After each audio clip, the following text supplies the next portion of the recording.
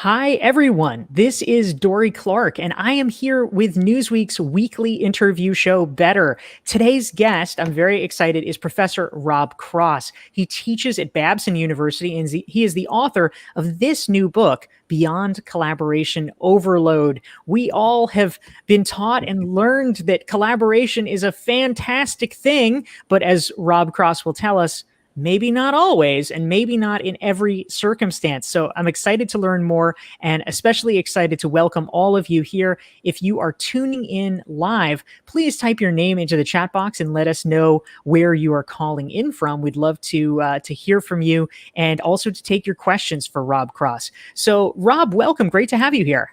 It's a huge treat to be here. Thank you so much for having me.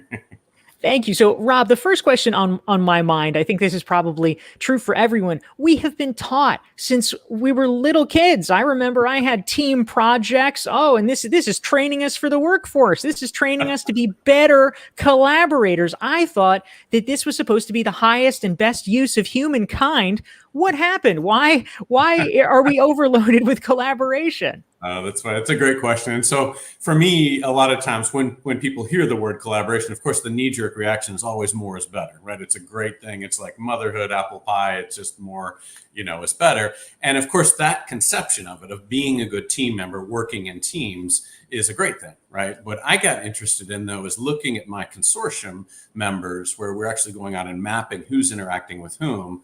And sometimes looking at groups of a couple thousand up to groups of 50, 60, 80,000 for looking at large organizational issues, was not the small team collaborations, but rather the fact that when you start looking at how much time people spend on the phone, on email, on videos, on IM, on team collaborative packages, other places like that, really across almost 9 platforms on average that most organizations are having people work across, that they're spending about 85% of their week in that. And that was pre-pandemic. As we've gone through the pandemic, that number's gone up 5 to 8 hours. People are working deeper into the night and earlier in the morning just to keep up. And so that's what I got worried about, right? Not the small team collaborations, but rather the fact that the volume and the intensity of these collaborative demands has risen to a point that I could see, some roles and a lot of people were really struggling to keep up. Yeah, I can certainly imagine that during the pandemic, especially, we have hit epic proportions of collaboration overload. So I want to say hi to some of the great folks who are tuning in. We're glad to have you here. We have Yasmina from Paris. We have Karen from San Francisco. Greg's here from La Jolla. We've got Maricia here, I think, from Poland. This is great. We've got Nabila from Delhi. We've got Ting from Gothenburg, Sweden.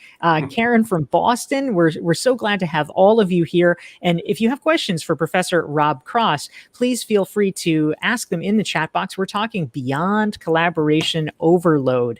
So, Rob, you were alluding to this a little bit.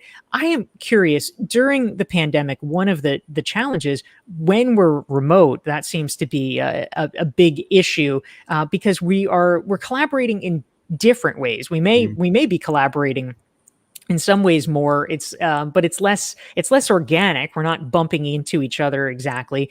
We've got all kinds of different platforms which can sometimes confuse the matter. What do we need to do as we think about distance and as we think about just all of the channels? Are there a few ways that we can streamline this process somehow or avoid getting so burned out?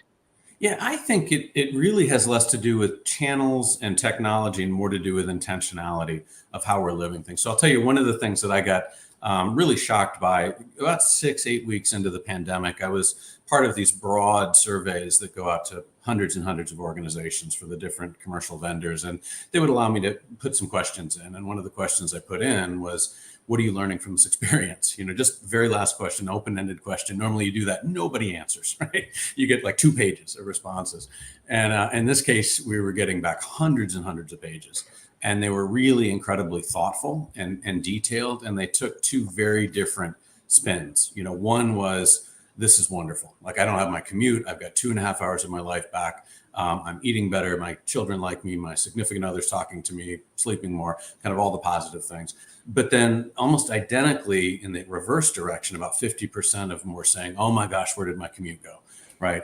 I don't, it was the only time I had to think, things are killing me. What do I do? How's this going to get me better? And the reality in my mind for that second group of people is it wasn't really the commute, right? It was that they gave up control of the situation, and they didn't kind of hold on to certain things that were critical to them and push back.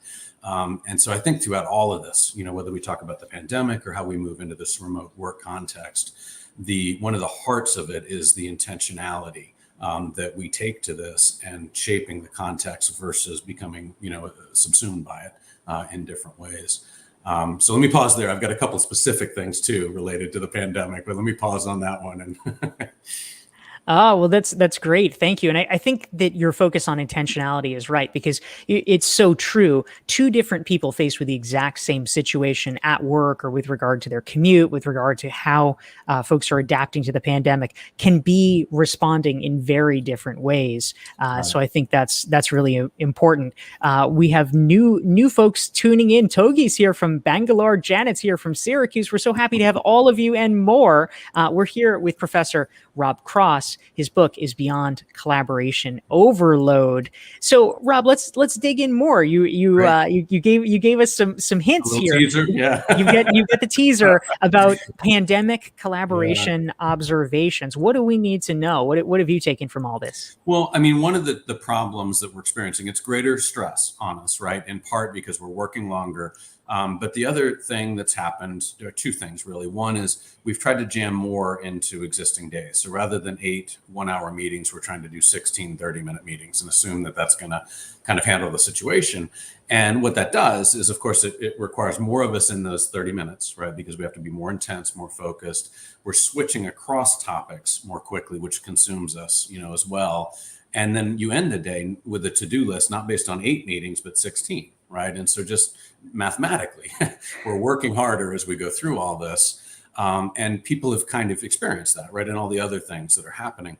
What I think is missed a lot of times that I could see in a lot of these interviews we just finished on well-being was the degree to which not only did the stress rise, but because of the social distancing, most people were pulled out of the groups outside of work that kept them whole.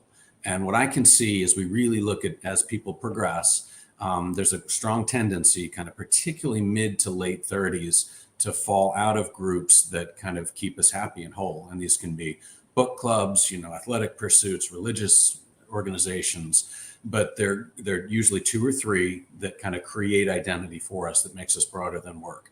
And as life gets busy, sometimes mid to late 30s, you see people falling out of them, and you get more and more unidimensional in work. So the stress of work becomes magnified too.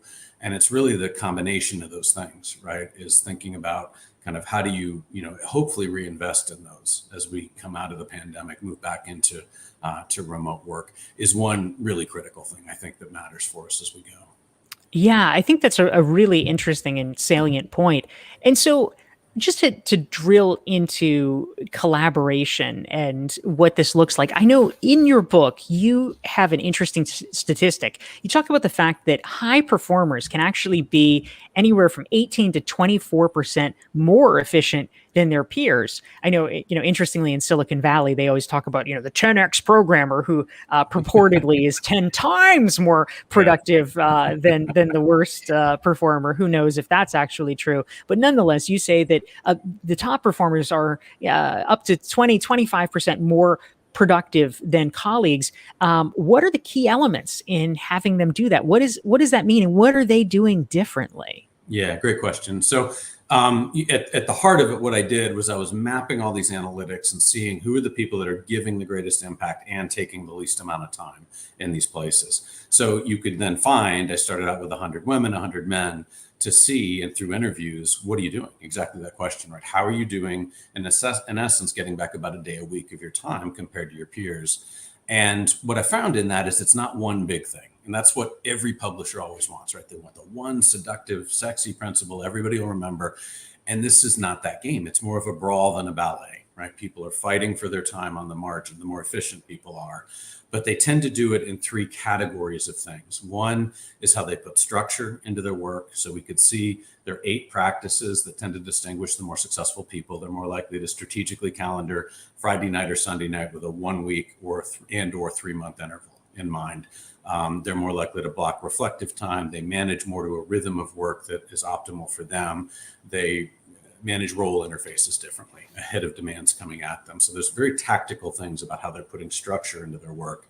Secondly, they tend to be much more attuned to these triggers that lead us all to jump in when we shouldn't. And that was my biggest surprise, right, in all of this. I was absolutely sure when I started this that the enemy was out there, right? It was emails, time zones, nasty bosses, and ridiculous clients that were causing all this stuff on us.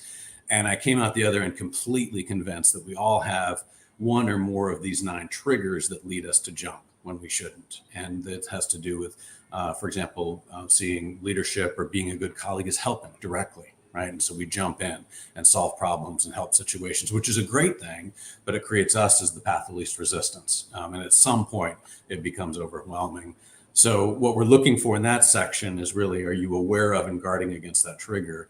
And then in the third section, there's 8 practices that are really about the efficiency of the exchanges themselves. So it's not so much email that kills us. It's the culture of use that we allow to persist around it. And what we see with the efficient collaborators is that they'll look at a situation and say, well, I can't control all email, right? Many people will say, I can't control it all. I'm not going to try. They come at it differently. They'll say, look, my team generates 60% of the stuff that we are dealing with. And let's sit down and talk about it, right? Let's establish some norms of use around email, IM, meetings, cadences, and they get back very significant portions of time. But it's that kind of fight, right? It's on the margin that they're finding these opportunities to kind of steal back that time. And then in a minute, I want to make sure I then tell you what they go do with that time too, because that's just as important as not just getting it back, but kind of some of the things they do there. But those are the kind of 3 core strategies and then practices kind of underneath each of those. I think that's fascinating. Thank you very much. And one thing that I'm hearing, which I think is both interesting and empowering, is be helpful, but not too helpful. Right, because if you were jumping in always, if I can fix that, I can solve that, then you are going to get more of that. So that's a very wise observation. And the insidious thing, and it happens for different reasons, right? For some, it's a desire to help is huge. For others, it's preserving status, right? And in a group and things that maybe you were good at 5 years ago. For me, it's accomplishment, right? If I see 5 minutes of stuff, I'm going to try to jam 60 minutes of effort into it and ignore the 2 to 3 hours of meetings and emails I need to do to get alignment. And I wonder, like, gosh, how did that happen, right? And that's the nature of this. It's crazy, but we do it to ourselves. And a lot of times we don't experience that overload for 12 or 18 weeks later. And you're like, how did I get here, right? And the truly insidious thing about collaboration overload that's really unique and problematic is, of course, that it feels good right up until it doesn't. You know what I mean? You feel like you're in the thick of things. There's energy. People are responding off of you. This is a great thing right up until your significant other says no more, or you lose an employee, or, that last straw kind of lands and things start to kind of unravel in there. So it's an interesting game, that people start with the idea in the book that this is a technical solution, and it isn't. Right. It's more about how you're putting structure and how you're managing your life a little bit differently today.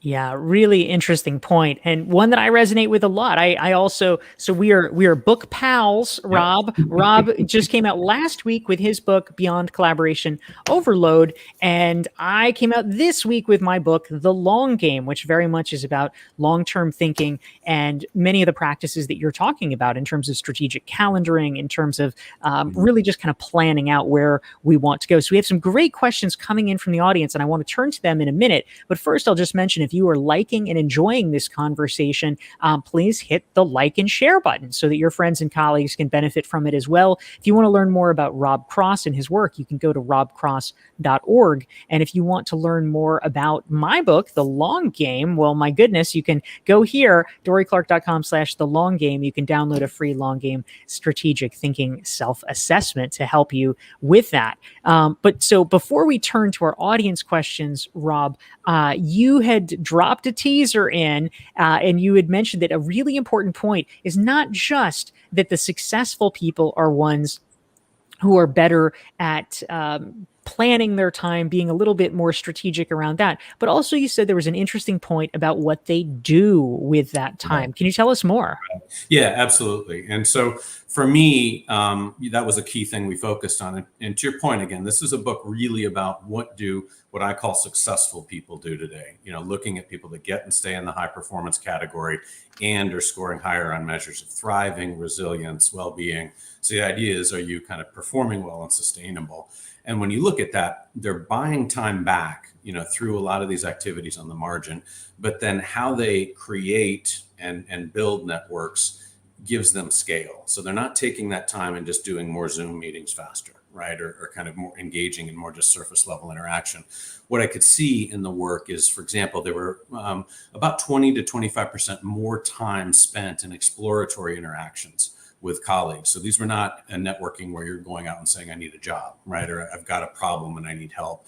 They're just exploring early stage and saying, how could we do things together?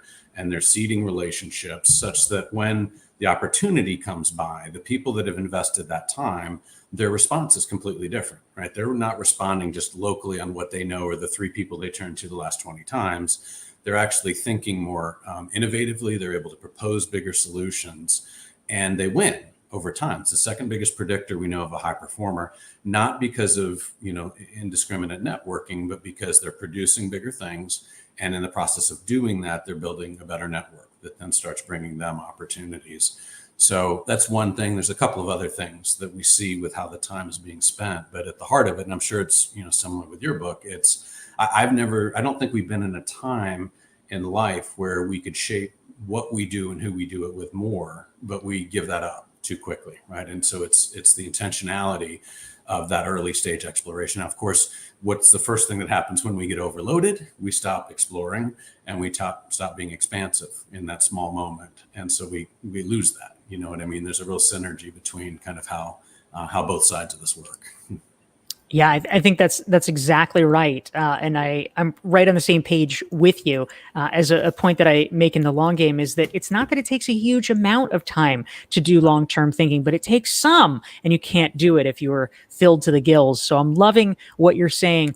And Rob, I want to turn to a question from one of our listeners.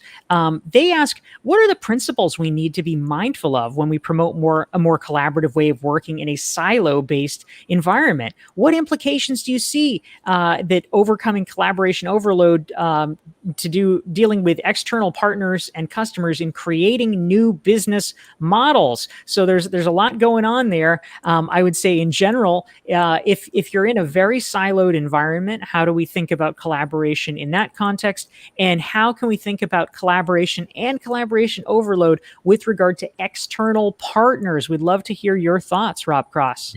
Right. Well, to me, again, it comes back to preserving that time and being intentional about reaching out and exploring and possibilities. And so part of it depends on, what's driving the silo there in that context. And I'm really amazed. I mean, there's not too many organizations that don't come back today and say, we don't want creative thinking, right? Or we don't want one firm. I mean, it's agile, it's one firm, it's, all these things that are persistently saying we need collaboration kind of laterally in organizations. So a lot of it boils down to the person and them oftentimes not kind of reaching out in different ways. What I would see in this, and there's a collaborative overload diagnostic that people can see on the website as well and take for themselves, is one of the really critical things is having clarity on the capabilities you want to deploy in your work, right, in the coming 6 months, and values you want to experience, right? And that's not an abstract thing, right? It's being very clear on, do I like analytical work, do I like client-facing work, mentoring, whatever it is. And the more that people were clear on that, the more that they tended to structure in those explorations and find that time that they're just exploring and seeing what possibilities exist. I can't tell you, I just finished 200 interviews, 100 women, 100 men, focused completely on growth and well-being in work. And the way people do that, if they're systematic, they find themselves into work they want to be doing over time, over and over and over again. So that would be one thing that I would be thinking about tactically. Yeah, that's really interesting. Thank you for that, Rob. Again, we're here with Rob Cross. He's the author of Beyond Collaboration Overload. And an interesting question, Rob, came in from Cheryl. She was curious. She wants to know about using some of this found time. If you are one of the strategic thinkers, the long-term thinkers that is actually able to fend off some of this overload, what is the value of using some of that time for self-care? Is that particularly helpful or valuable, or have you found anything about that? Yeah, I think it's huge. You know what I mean? Is kind of looking for how you're creating interactions with others outside of work that pull you into those spheres, right? And so for some people, it may be activities around health. For others, it may be things that create a sense of purpose and meaning in life, right? It can come from different walks and different kinds of exploration, but it's absolutely critical. And to me, what I see is that the really happy people, they have a tendency to make more of the small moments, right? They tend to lean in very specific and intentional ways and get greater impact from that. So I could not agree more and emphasize that more as we go forward. Yeah, that's great. And celebrating the small moments is such a powerful tool in terms of moving us forward and keeping up the momentum and persistence. So a question came in, Rob, from Annette. And Annette is curious if you can speak a little bit about identity issues and how identity issues factor into collaboration and collaboration overload. Well, think I need to learn a little bit more about that one. Yeah, like in the sense, is it possible for Annette to come offline or to ask that question, or can we do that Oh, here? that's a really good question. I don't think we can add her to the video very easily, but Annette, if you can type a little bit more in so we have a little bit more context about your question, that would be great, and we will come back to you. Yeah, We'd love to that would have be that. That great. would be great. In the meantime, Rob, one thing that I was curious about in your work, you talk about the concept of micro stresses. Can you Right, explain right. what that is and why that's an issue? Right. So what I got so interested in early on was looking at kind of well-being and relational drivers and ways that people experience well-being as a product of the relationships they have around them. And what was fascinating to me is, every single book that's out there that talks about people that are happier over time or that are physically healthier, they talk about relationships as really central to that. But then they don't do anything about it, right? They don't. You have the connections or you don't. And so in these interviews, we started asking people, tell me about times in your life where you experienced really positive trajectories in your health or how you were happy at work and outside. And really, really super positive narratives, right, around the way they built and cultivated connections there. But I remember stopping on the very first one and I said, well, what got you in trouble to begin with? And it was a super vibrant conversation. And then it was just this pause. And they're like, I don't know. and they really reflected on it for a second. And they said, just life, I guess, that I kind of got caught up. And we really spent the next 45 minutes teasing that apart and really understanding that stress comes at us today in an entirely different way, right? We get hit with emails where we're sensing misalignment from colleagues, right? Or unambiguous message from a client, or we get touched by text from parents or children or whatever, where we can't tell, something serious or that they're, okay in the next moment. And so we accumulate through the day. We get hit with 10, 15, 20, 25, 30 of these relational touch points that create stress. We go home exhausted by the end of the day, and we can't quite put our finger on what just happened, right? And so I got really interested in that over time because it's a really different form of stress, right? It's not one big thing that's causing us problems. It's this really amazing accumulation of small that we're not wired to deal with. We remember the big things. We're not good at kind of pinpointing and thinking about where the small coming from and how do I adapt that over time. Yeah, I think that's a really interesting point. Thank you for that, Rob. And I want to build on that because one of the topics that's in the news so much these days, for understandable reasons, post-pandemic, is lots of people are thinking about burnout as a topic. Now, obviously, excessive collaboration can be one of the factors leading to it, but you also suggest that there are positive and proactive ways that we could leverage collaboration to actually help fight burnout. Can you talk a little bit more about what that might look like? Yeah, well, to me, when I look at it, it's using these tactics to see where is the stress coming from and understanding kind of two or three things that you can be proactive about in shaping the negative context, right? And the interactions that are draining you. And we just get used to working through them, right? It's kind of what people do today. And so I got really focused on that, but then also thinking about where are you placing investments of your time that enables you to become what I, would see with these 10 percenters, the people that were just flat out happier in their work. And what I can see in that is, again, it's the small things that if you really look at how you get a sense of purpose and meaning in your life, that the smaller interactions and getting more out of them matter. And we get a sense of purpose from others in different ways. And so last interview I was just on, this person was talking about Rather than running and going out for a personal 10K best time, what she started doing was running with her child, the child's friend, and a parent. And it pulled her into a set of interactions that were far more meaningful to her, right? And it's kind of like that. What we can see and what we're talking about in the end of the book is that the people that shift activities they're already doing to think about how do I create more meaningful relationships and more meaningful contexts, they tend to be the ones that are doing better. The ones that are pursuing kind of society's goal, right? The faster 10K time or the next promotion. At least today, they tend to not be doing as well from what I can see so far anyway.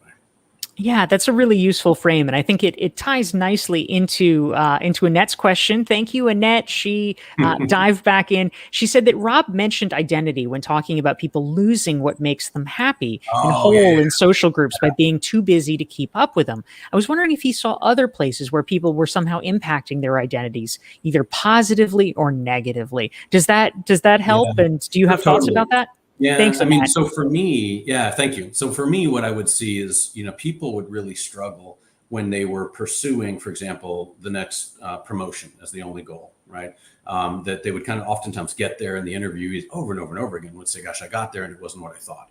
And so it tended to kind of, cause me problems more than kind of promoted happiness or health in there. So what I can definitely see is the people that, again, if I had one idea, I would print for everybody. It's kind of maintaining that dimensionality out there and having kind of 2-3 groups that create kind of a broader sense of who you are. That's really, really critical today. So, and like really cool stories of how people do this. So Silicon Valley executive I spoke with recently, she was saying, she had a board of directors, right? Which a lot of people do. But for her, it was a completely different experience. She didn't go out and find 6 or 7 people that had the job she was going to. She went out and found 6 or 7 that showed up in life the way that she wanted to. And so it was younger, older, different socioeconomic backgrounds, different industries that she was coming from. And it was unbelievably cool. You know what I mean? She kind of crafted who she was and who she wanted to be in those interactions versus it being the same small set of people that kind of defined the social circle. So I think it's really critical, right? As we look at this and the dimensionality of how people do that matters for what I see in the happier people anyway. Yeah, that's fantastic. We probably have time for one more question. If you've been enjoying this conversation, make sure to check out Rob Cross's work. He's at robcross.org. His new book is Beyond Collaboration Overload. And if you have enjoyed our conversation, every Thursday we are here, noon Eastern, 9 Pacific, and we are talking with great thinkers and authors. You can find out more by following me at dorieclark.com/LinkedIn. You can hit the follow button. You can subscribe to the Dorie Clark newsletter, and you will get regular reminders about all of these great chats. So, Rob, the last question that came in is Marion from Atlanta has a question, and he wants to know, in some contexts where collaboration is necessary, there's always that 1 or 2 people who don't want to participate. What can we do with that? And is there a way that we could actually start to get them engaged in some fashion? Yeah, I mean, and of course, it's not perfect. You can't solve it all the time, but the kind of thing that I would see is people that got engagement. They were much better at backing away and looking for what's the commonality, right? That we both share, that we could both get engaged in.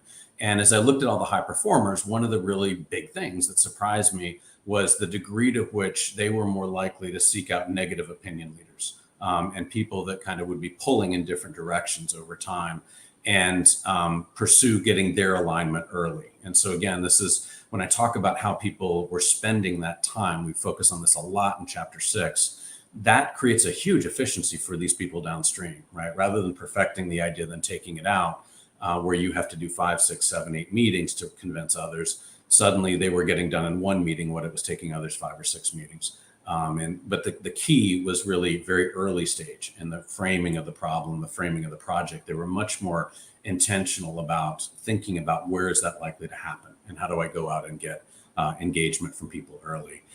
Again, the idea behind the book is this infinity loop where you're first buying time back and then looking to use it differently. If you haven't bought time back, one of the first things you don't do is look for those opinion leaders, right? Your head's down, you're building your team, you're just trying to get stuff done. And you don't get the scale, right? The same efficiencies there. Yeah, such a good point. Thank you very much. We have been here with Professor Rob Cross. His book just released, Beyond Collaboration Overload. And Rob, it's a pleasure to talk with you again. You can find him at robcross.org. You can learn more about my just released book, which is very simpatico with Rob's. It's called The Long Game. You can find out more here. And we will see all of you next week. And Rob, thank you so much for joining us here. Thank you so much. I appreciate it, Dorie.